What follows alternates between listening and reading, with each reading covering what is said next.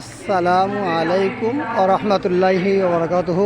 ভাই, ইউটিউব দর্শক ভাইদেরকে একটি সুন্দর জায়গায় এসে আপনাদেরকে পরিচিত করাচ্ছি। আপনাদেরকে দেখাচ্ছি খুব সুন্দর একটি জায়গা, যেটা আমাদের নদিয়া জেলার সবথেকে আমাদের বড় মার্কাজ, যেটা সিংহাটি মার্কাজ। দেখুন, সেখানে আমরা বেড়াতে এসেছি। তাই আমরা জনগণকে, আমার ভাইদের কাছে, দর্শকদের কাছে ভিডিওটা পাঠিয়ে দিয়ে খুবই আনন্দ।